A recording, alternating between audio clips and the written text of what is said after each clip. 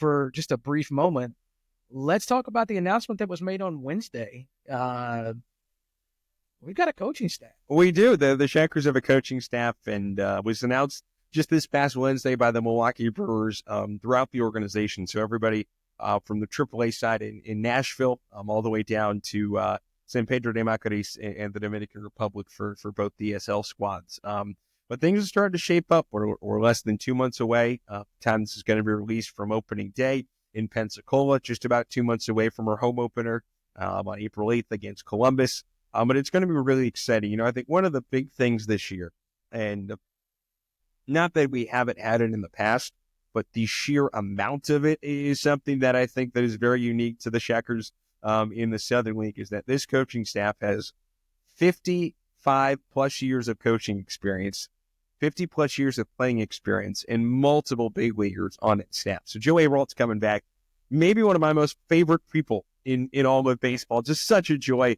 And obviously he went through some tough times last year. He had to take a leave of absence from the team mid-season due to some personal health problems, but all has been resolved. He's all good, healthy, rearing and ready to go. I've talked to him a couple times over the offseason. He can't wait to get back down here and get things started with the Shuckers this year. Then a lot of new faces to the Shuckers as well. Really, the one returner on the baseball coaching side of things, Grant Castleman, our strength and conditioning specialist, who's entering his 4th season with us, will return on the strength side. But outside of that, Josh Spence is back as pitching coach, as a bullpen coach 2 years ago.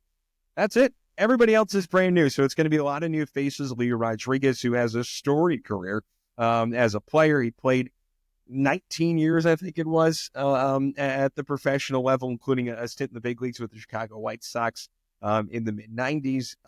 But he's been coaching and playing for forever. Him and Joe go way back, which should be a blast.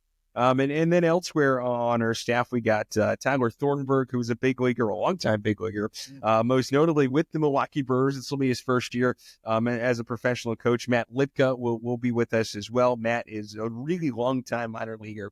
Actually ended up playing with the Nashville Sounds a few years back, but has spent time in the Southern League as a member of the Mississippi Braves and the Braves organization. It's a really, really, really talented staff on the baseball side. And then Kevin Martir is going to be our hitting coach as well. Kevin had a terrific run with the New York Yankees organization, most notably last year with the Somerset Patriots, who are really the cream of the crop of the Eastern League on the Double-A side of things. So that adds to it. He had a career as well, made up to a short season A-ball in the Astros organization with Tri-City and the Tri-City Valley Cats of the New York Penn League. So we got a lot of really talented coaches. And honestly, I think push comes to shove. If we're short a guy and need an extra bat, we probably have a couple guys who can still swing it, Joe included, or a couple guys on the pitching side as well. I mean, Tyler Thornburg, longtime big leaguer, Josh Spence, over 100 appearances in the big leagues with the Padres. So it's going to be fun. It's going to be exciting. And I know our fans are going to like it. I'm looking forward to it as someone who's around the team all the time. And I know the Brewers are going to be excited about it as well, with the amount of talent that we will likely have on our roster this year, and the amount of really quality coaches we'll have on our staff as well.